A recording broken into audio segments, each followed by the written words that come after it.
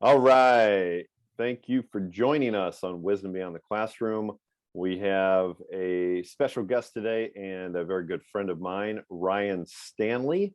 Ryan is a man of many talents. Ryan is an author to a book called Be Patient, Be Present, Be Joyful. We'll talk a little bit about that. He is also a coach. He also is a husband and a dad to two boys. And he's a man of many talents. He has a couple irons in the fire. And, I thought he'd be a perfect person to have on here. So Ryan, welcome.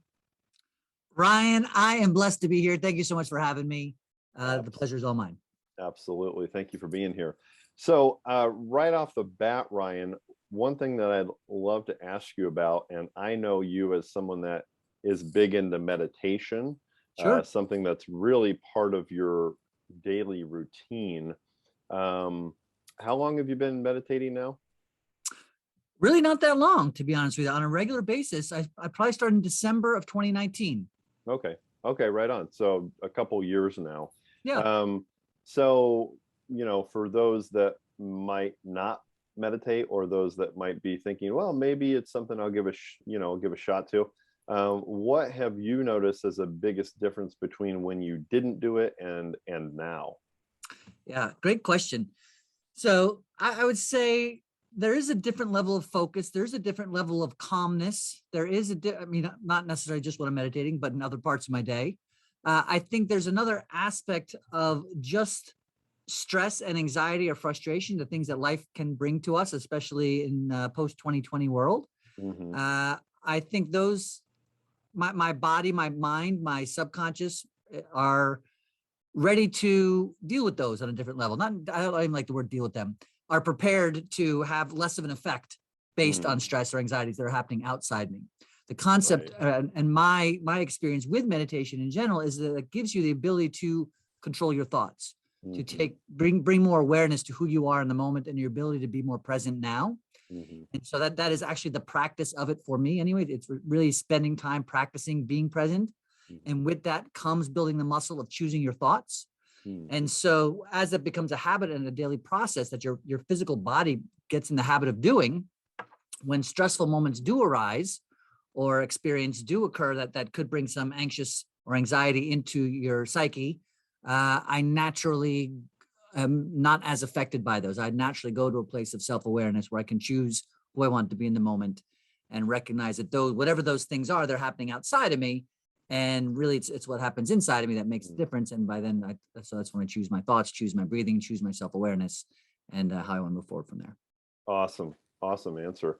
And so it really is more about you being able to respond instead of react. It's about doing things that are in your control as opposed to, having to react to things that are outside of your control. 100%. Yeah. And to give it another analogy, it's like the reason that people exercise or work out or keep themselves healthy is, and all of a sudden somebody was asked to run real quickly because of an emergency and they've never exercised and were completely out of weight or out of shape, that would be more difficult for them and they would have more physical stress based on them suddenly having to run. But someone who runs every single day or exercises, their body is more physically toned, it's not that big of a deal that they're able to do it. And so it's a different type of muscle building. It's a different type of exercise. Yeah, absolutely. And I know you're a big fan of Dr. Joe Dispenza and his meditations.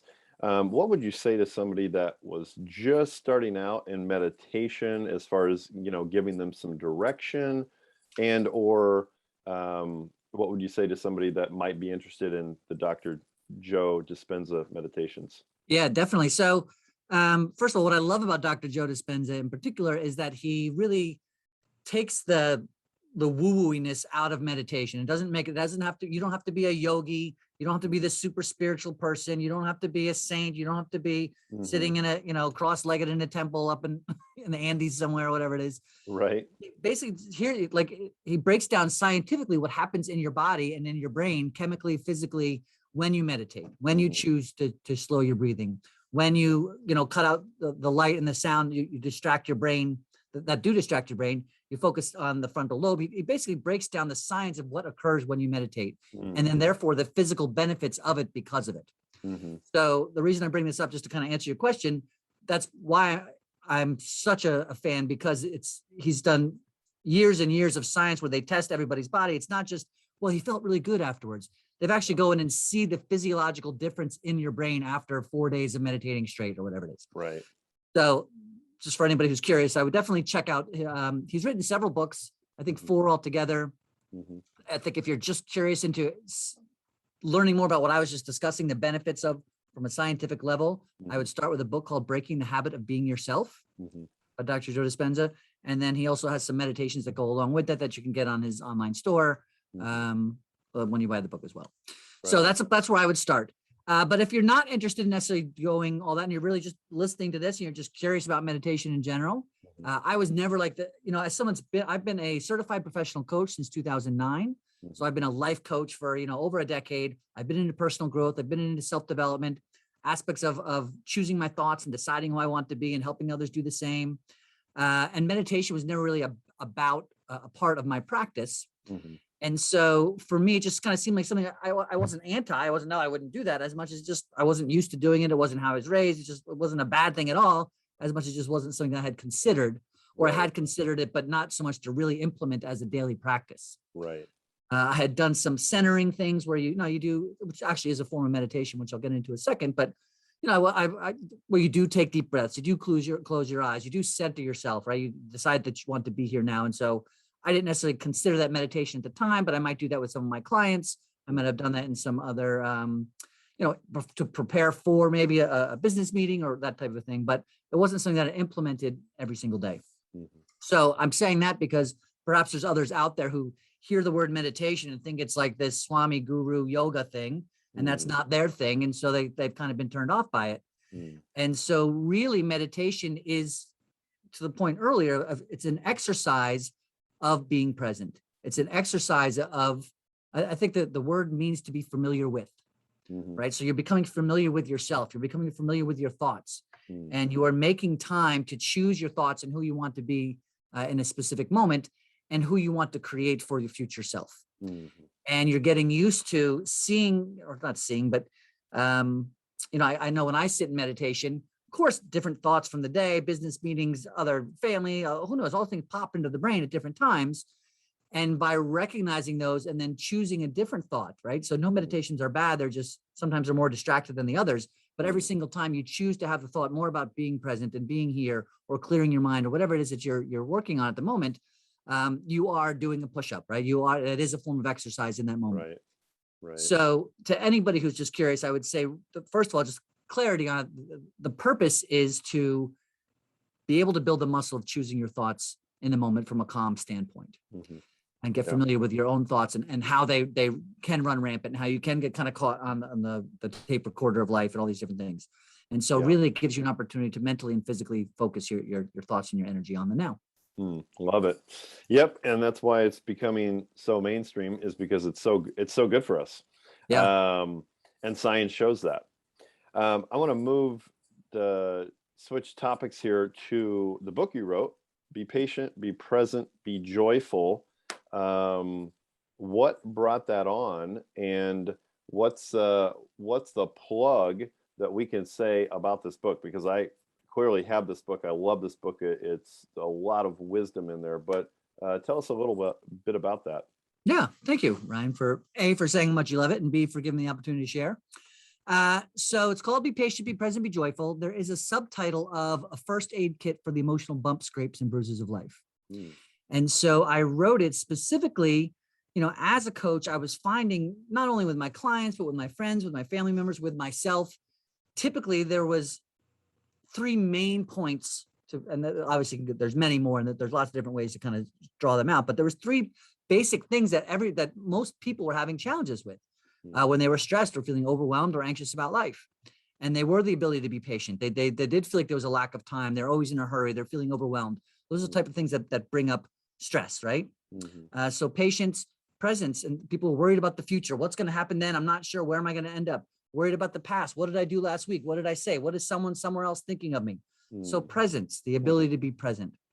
And then with those things, people just were not as happy as they could be. And they honestly didn't believe they had the ability to be, based on their whole life. And that's a whole nother story. But, this victim level mentality of this happened to me X amount of time ago. And so that's why I can't be happy. So creating joy. So patience, presence, and joy were three things that I just found after a decade of coaching and working with other people and working on myself that were easy to access from ourselves with some practice, right? And obviously, if it's, I say easy, meaning that they come from within, as we discussed earlier, but a lot of the time people think they don't have access and they have to come from someplace else. And really, just with some intention, some purpose, you can make them part of you every day. And so as you mentioned, I've got lots of irons in the fire. I'm a man of many talents is the word you use. Thank you for that. So I call it an ADD entrepreneur. So I don't know if I've never been diagnosed, but I do get a lot of different ideas. I am thinking about a lot of different things all the time. And so there's a ton of great books out there that will change your life. I read some of them, but I'm not going to finish a lot of them. Unfortunately, it's just the way my brain works. If the book is 300-400 pages long, there may be some amazing content in there that will change your life. I'm just likely not going to finish that. It has nothing to do with the content, it has more to do with me. I certainly, by the way, more also props to Dr. Joe. I finished these longer books, which are super heady and they do kind of get into some science, some bigger words, that type of thing. But the content within it was just so powerful and interesting that I finished their books as well. So I digress. Point being that I wanted something that, like, listen, I'm having a stressful day. I'm feeling overwhelmed. I just need something that I can pick up right now. And I don't need to spend a month reading or 2 weeks reading or figure out what's going to happen in 300 pages from now. I need something I can pick up and either A, read within 30 minutes and just get the concepts to move forward, or B, just open to any page and find something that could serve me in the moment. And so that was the concept behind this book, that it is a first aid kit that you can actually, if you want to, and again, it's short, as you showed it up, there's nothing too thick, but you could sit down and read it to 30 to 45 minutes and gain some insight to processes that you can use on a daily basis, tangible concepts that you can use in order to serve yourself moving forward on a daily basis. And as a first aid kit, it's also like, oh my gosh, I'm feeling stressed, I'm feeling overwhelmed, let me just open this. It was intentionally designed to have something highlighted on any given page that you could find and serve you in the moment, almost like a message from the universe, or just like a quick, sometimes people in a Bible situation, or they'll have cards that they pick up, right? That might be like just motivational cards, whatever. It's made to be a thing that you can open if you're having a tough day or a tough moment, you keep in your car, you're sitting in traffic, you can open in whatever page you open to, there'll be something that could serve you. Love that. That's awesome. That kind of goes along, and I've read this. I think it's fantastic, and it's a quick read, and it makes perfect sense. It makes perfect sense.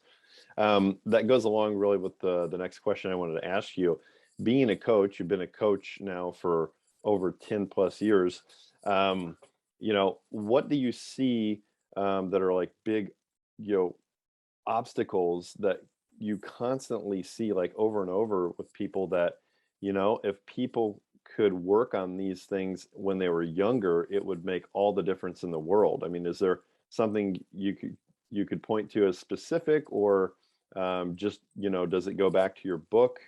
What are your thoughts absolutely. on that?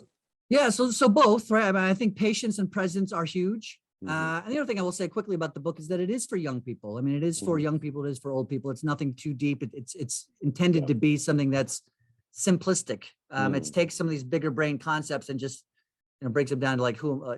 As you can tell by my conversation, I'm a bit of a casual guy, and the book is written in that way as well, for anybody who's interested in potentially serving younger people. So I don't want to think it's just for adult, for probably teen through adult. So that being said, I think patience and presence are certainly very important. I think, as the young people are trying to get clarity around that may seem a little out of their reach, or they're not clear on why that's even necessary, because it seems like something they don't know enough about. So to bring it from more of a younger person standpoint, I think it's more about deciding who you want to be, getting real, like making the time to, we spend time. I say kids today, young people will spend time on their smartphones. They spend time with their friends. They spend time doing sports. They spend time watching TV. They spend time doing video games. So they kind of get caught up in a cycle. I wake up, I do this, I go to school, I come home, I do my homework, I hang out with my parents, but I'm trying to be with my friends, I'm doing my video game, whatever their thing is. Yeah. But it's not and whatever, this is a broad statement, but it's not common that people are making time, especially young people, but I would say all people really, are sitting down and making time to decide who they want to be. Literally write it out as in a blueprint. Yeah. Write it, I know that you're a big fan of Napoleon Hill and Think and Grow Rich, and that's kind of where this concept I certainly didn't come up with, but is drawn from. He calls it his statement of desire. When I work with my coaching clients, I call it an I am statements, a list of I am statements or a North Star document. And it's really about deciding what you want your life to look like and feel like every day. Because once you decide what that is, then you also are naturally, you have the ability to understand that, well, if this is what I want to be and who I want to be and how I want to live my life, I can't, at any point, we get caught up in blaming the outside. This happened to me, so I can't be. This happened to me, so now I'm this. As opposed to saying, well, it doesn't matter what's happening out to me. This is who I want to be. So even if I had a terrible day and this isn't going the way I want to, if I start feeling stressed and overwhelmed and nothing's good is happening to me, but my I am statements or my North Star document or my list of my blueprint says that I'm a person who takes time to be patient every day, or I'm a person who utilizes gratitude in any given moment, or utilizes gratitude when I'm feeling stressed or overwhelmed, or and obviously those things don't always, the stuff for everybody. That's who I want to be. But if you set up this statement in a way that prepares you for stressful days, overwhelmed days, frustration in general, getting clear on who do you really want to be, your ideal situation, whether that be wealth, health, love, life, whatever it is. If you get real clear on who you want to be at any given moment, if you start behaving in a way that is not serving you or feeling a way that doesn't serve that future, you can then get curious and ask yourself, is this behavior aligning with this person that I've drawn out? Right. And when you start to ask questions like that, then you can't help but get answers. And if it's not serving you and it's not moving you in that direction, then at least you have the responsibility. You're aware that you have the ability and the responsibility to shift. Yeah, that's a really good point. I think that if we have an intention of who we want to be and or what we want to do, something bigger than ourselves, like a goal or whatever, we start to move forward in that direction, right? Energy flows where our attention goes. Yeah. And not only that, but then if you mix thought and you mix feeling, as if like, you mix feeling and belief of you're actually taking steps to become that. Yeah. Well, then your brain will go to work to prove your beliefs true, right? Whatever the mind can conceive and believe, it can achieve. So you're making forward progress to where you actually want to go and who you actually want to be. So, and by the way, and this is so absolutely, and mirroring what you just said and kind of bringing in some of the science of Dr. Joe again, the point of this document isn't just to have it and look at it when you're feeling stressed. The point of this document is actually a form of meditation in itself for my clients and for myself. It's something that you read every day. And you don't just read it like, oh my gosh, let me just check this off the list. I just spent 6 minutes reading my list of who I want to be. Each statement that's on there, you read in the present tense and you take a moment to close your eyes and, to your point, feel it, be that person, whatever it is. And so your brain doesn't know the difference, whether it's actually happening or you're just believing it's happening. Like you are imagining that it's happening. And so when we make the time on a daily basis to choose our thoughts, spend anywhere from 1 to 10 minutes to an hour plus, whatever it is, in gratitude, in self-awareness, in choosing who we want to be, our body, based on those thoughts, releases certain chemicals that will help us to feel better and help us to enjoy our life. And then our body gets used to creating those chemicals and it becomes a habit. And then we start to live a more joyful life, a physically more joyful life, based on the thoughts that we're intentionally giving ourselves. So true. So true. Thank you for that. Yeah. Another question that I have for you, as far as you have two boys, Ryan and Aiden, 11 years old and 8 years old. Correct. And so what are some of the things that you're going to be focusing on with your sons? And it could very well be the things that we're talking about, but what are the things that you're going to focus on with them that they're not taught in school? Yeah, it's a great question. I think because they come up every day. I mean, so absolutely the things that we've talked about, right? Patience, presence, curiosity, I think is a huge one. Like really the difference between judgment and curiosity. And that's something that I use a lot. But I would say when kids find themselves worried about what other people think, So it's a combination of things, as I'm just kind of thinking out loud. But first of all, yes, stop caring what anybody else thinks anywhere else. Doesn't matter. Decide who you want to be and do something about it. It literally is nobody else's business who you are, and it's none of your business what someone else thinks of you. That's a huge one. And curiosity, recognizing when you start judging someone else's behavior. Can be your teacher, can be another kid in your school, can be all these things that you may not like. But when you judge them as good or bad, you're putting a label on them that doesn't offer opportunity for growth. So Absolutely. if I have a child who's like, so for instance, we had a bullying situation. It wasn't a huge thing. It was just a different kid who had a different life, and he was being a little bit tough to my older son. And instead of just being like, hey, you're right, that kid's a jerk, which also does come up. I mean, people certainly, I certainly wanted to recognize how my son was feeling. Right. But I said, now, Ryan, had you lived every single second of his life, if you had been raised in his house, I mean, he's learning this behavior from someone else. So just know that it really doesn't have anything to do with you. It has everything to do with them. And so that there's ways, this is not this sentence here right now is not about what to do in a bullying situation in person, but from a individual space afterwards, instead of spending all this time as, why is he that way? He's so mean. Why does he talk to me that way? Just be like, I wonder what it's like to be that person. And so an introduction of empathy at an early age, I think, is important. Start getting genuine, instead of judging them, start getting genuinely curious as to what it's like to be them. And then you start to have an understanding. Doesn't mean you have to like them and want to spend time with them, but you can spend more of your time, instead of separating yourself as he's bad and I'm good, or vice versa. I'm bad. Like sometimes kids will see children who they think are doing better than them, who think they have everything right. And maybe they're getting better grades, or maybe they're more popular, or maybe they're better at gym class, whatever it is. Instead of being like, well, he's so good or she's so good and I'm not good enough, you are then judging yourself. And so if you honestly feel like, hey, I would wish that I had whatever that person has, better grades, better in gym, more popularity, instead of judging yourself as good or bad, get curious as to what is that person doing to acquire those things. And recognize, am I judging myself or am I being curious? It's I think you and I have had this conversation just privately about should versus could. Well, I should be better at gym. I should, have more friends. I should get better grades, whatever. As opposed to taking stop shooting on yourself, take the SH out, replace it with a C. And I could get better grades. Awesome. What does that look like? I could have more friends. Great. So what are you willing to do about that? What type of friends would you like to find? When you really start implementing curiosity into the brain, and we teach our children to do this on a regular basis, they access the right side of their brain more often. And again, that becomes a habit.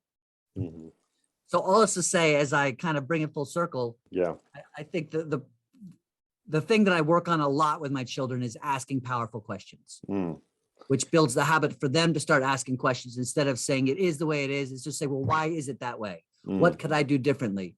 So when they come to me with a problem, I don't give them a solution. I ask them to come up with a solution, or I ask them why they think it is, or I allow them to start accessing the right side of their brain so they can be more curious, which as they grow older and deal with other situations, instead of thinking that they're at the effect of life, they are aware that they have the opportunity to be curious and see how they can be in charge of their life and take action.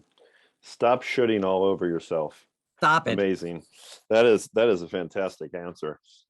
Curiosity, not judging, right? A great quote I love about that is the highest form of intelligence is to observe without evaluating, right? Yeah. Tremendous answer. Thank you, Ryan.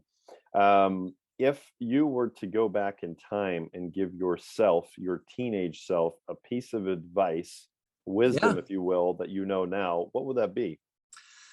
I was thinking about that because I know that's your typical question here. It's a powerful one here with your other guests.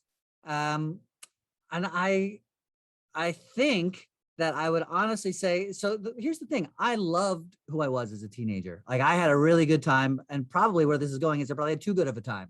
I don't know how true that is completely, but I certainly, I partied a lot and I did, but really a lot of it was, and I say this is teenager going even deep into my 20s. As I'm analyzing myself out loud here, I think there was a lot of people pleasing. So I talked earlier about caring what other people think and caring what other people think. And so I feel like I always wanted to be the guy at the party who was liked by everybody. And part of that was having a good time and partying as well, right? But I think I would tell myself, and as I already mentioned, right, stop caring what other people think. It doesn't matter. It has nothing to do with you. It has everything to do with them. Choose your own life. Be more creative. And with that, I would say spend more time focusing on your career, not in a career sense like the, hey, go to school, get a job type of thing, but spend more time deciding on who you want to be every single day. Now, the tough part about that is I believed at the time that who I wanted to be every single day was this guy who was out partying with his friends, right?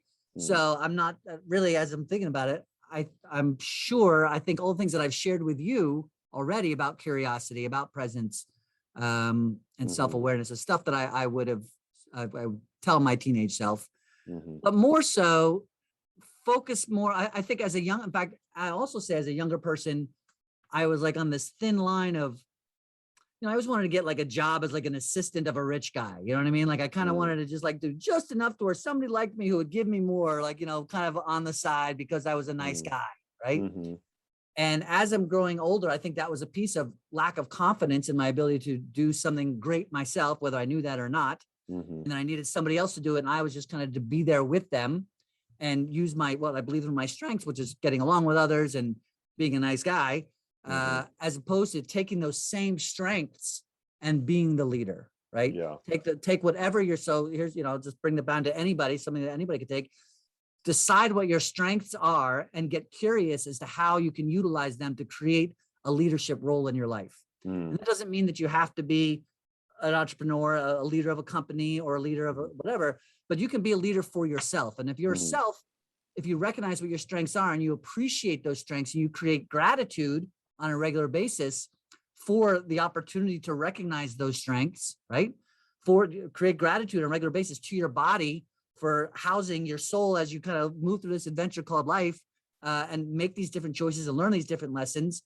When you start recognizing that every single moment is a gift and you do something about it more often, you then will start to, I think, be more of a leader for yourself and for others. And when you do that, I always say there's one thing that comes up for me a lot is like, be the, to paraphrase Gandhi, right? He says, be the change you want to see in the world. I'm really about being the light you want to see in the world, but allow your light to shine so brightly that it gives others permission to do the same. When people see you being your natural self, honing on your strengths and being grateful for them, connecting with people with the intention of cooperation instead of competition, then it allows others to be in that same space. I love that. That's awesome. That is a fantastic answer. Where can people find you, Mr. Stanley? You can find me in Annandale, New Jersey. Dad jokes. Okay. They can find me on ryanstanley.com. Quick and easy, RYANSTANLEY.com. As I mentioned, I'm a coach and author, speaker, entrepreneur. You want to give a set list tease plug? And the Setlist Tees, if you're a fan of live music, I also have a t-shirt company called Setlist Tees. It's like a unique piece of art featuring the date from your favorite concert on the front. And then the set list from the concert is on the back. We've got hundreds on the site right now from all different bands. Very popular in the jam band community because a lot of people see the same band over and over and over again. And each set list is a little bit different. But we also have got bands going all the way back. We've got the Beatles, we've got the Stones, we've got the Eagles, we've got people from the 70s, we've got early 80s, Pat Benatar. I've got, you name it, there's a place where you can go on and request any concert that you've been to. So a lot of people get their first concert or their favorite concert, or, I know people, I met my wife at this concert, so that's why they bought the shirt. So it's kind of like a ticket stub that you can wear. Yep. That's awesome. I love it. And of course, if you're interested in the book, you can get the book on Amazon. Is that right? Amazon. Yep, absolutely. If you go to the ryanstanley.com and order one directly from me, you get a signed copy, which will also come with a complimentary coaching session. Cool. But if you go to Amazon, it's there as well. You can read some reviews, what other people have had to say. And there it is. Right on.